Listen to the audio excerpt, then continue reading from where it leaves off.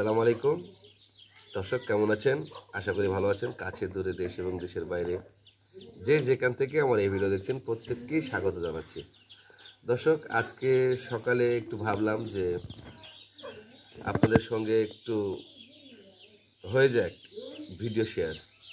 তো আজকে আপনারা দেখতে পাচ্ছেন এই পাখিগুলোকে বাজার থেকে এই খাবারগুলো কিনছি, মুরগির গোস্ত কিনে গত কয়েকদিন কাঁচা দিয়েছিলাম। আজকে চিন্তা করলাম দেখি একটু সিদ্ধ করে দেওয়া যায় কিনা। তো আজকে বাইরে বের করছি, যার ফলে হয়তো একটু ভয় পাচ্ছে। ভিতরে একা একা খাইতো, মানে মুখের সামনে নিলে এই যে এইভাবে সব খেয়ে নিত। এটা খাচ্ছে, এই যে হ্যাঁ খাতো, মানে মুখের সামনে নিলেই খাতো। বাট আজকে চিন্তা করলাম একটু বাইরে বের করি, যেটা দাঁড়াচ্ছে যারা একটু ভয় পাইছে, ভয় পেয়ে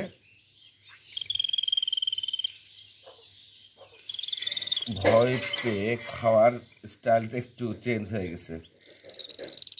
ওই জন্য এভাবে খাওয়াতে হবে, একটু কষ্ট হবে, সময় লাগবে। বাট অন্যান্য দিন মুখের সামনে ধরলে কাপ করে ধরে নিত, খেয়ে নিত। আজকে সেই ঘটনাটা ঘটছে না।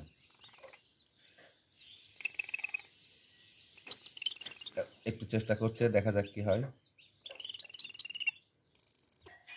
হ্যাঁ হ্যাঁ হ্যাঁ, খাচ্ছে। Right, very good. ওয়াও, এটাই আমি চাচ্ছিলাম, মানে এই ঘটনাটারে ঘটতো রেগুলার, যেটা ঘরে রাখতাম। আর এখন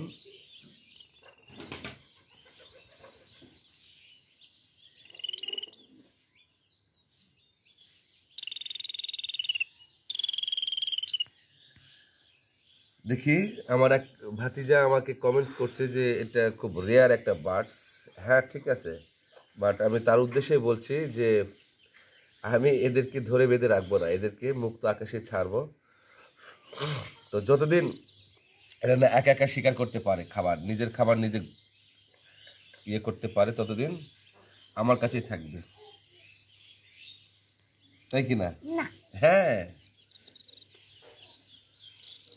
সারা জীবন ছেড়ে দিয়ে রাখবো। তাহলে যদি থাকবে, সমস্যা কি? আমাদের কোনো আপত্তি থাকার কথা নয়।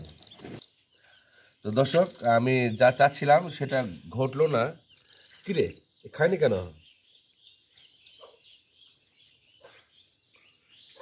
মুখে ইয়ে হয়ে আছে, এটা বেড়ে গেছে, খাইতে পারেনি। ঠিক আছে, বিষয়টা দেখছি।